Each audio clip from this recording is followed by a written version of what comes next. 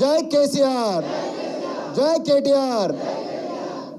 ఈరోజు మరి నడిగడ్డ బిడ్డగా మరి నడిగడ్డలో మరి బంగ్లా రాజకీయాలను పూర్తిగా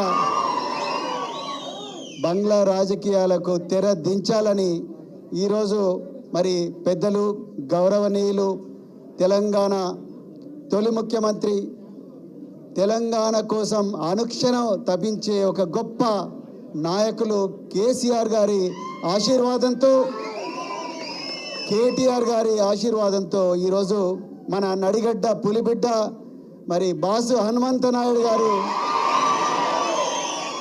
ఈరోజు మరి ఒక జన ప్రవాహాన్ని ఒక సునామీలాగా ఈరోజు నడిగడ్డ నుండి మరి కృష్ణానది దాటి, తుంగభద్ర తీరం నుండి కృష్ణానది దాటి ఈరోజు మూసీ నది తీరం దాకా వచ్చిన మీ అందరికి కూడా మరొక్కసారి హృదయపూర్వక ధన్యవాదాలు తెలుపుతున్నా మిత్రులారా.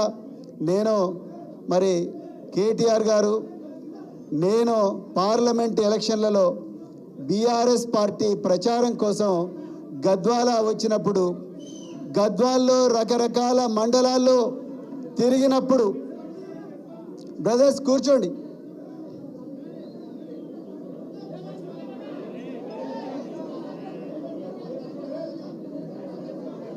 గద్వాల్లో ప్రతి మండలంలో తిరిగినప్పుడు నిజంగా మీ అందరి గుండెల్లో ఇప్పుడు మా సోదరుడు డాక్టర్ ఆంజనేయ గౌడ్ గారు చెప్పినట్టుగా మీ అందరి గుండెల్లో నర నరాల్లో కణకణాల్లో కేసీఆర్ గారు ఉన్నారని చాలా క్లియర్గా అర్థమైంది.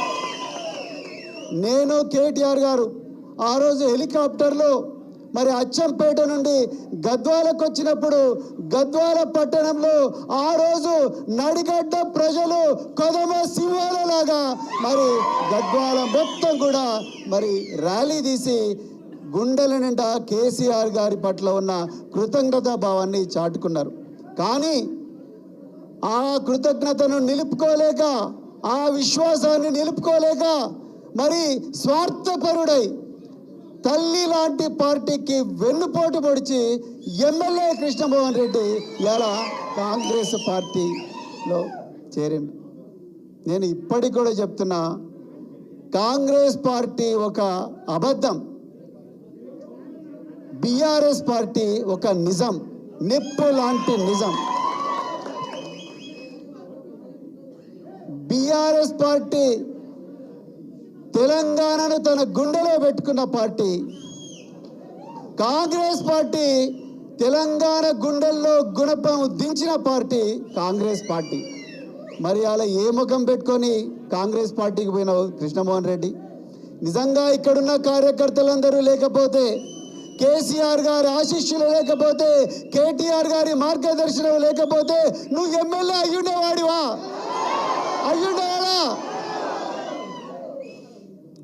కానీ ఈరోజు మీరందరూ కూడా ఈరోజు ఇంత పెద్ద ఎత్తున వచ్చి మరి పార్టీ ఆశీర్వదించిన బాసు హనుమంతనాయుడు వెనక నడవడానికి సిద్ధంగా ఉన్నారంటేనే గద్వాల టౌన్లో బంగ్లా కూలిపోవడం మొదలుపెట్టింది మిత్రులారా.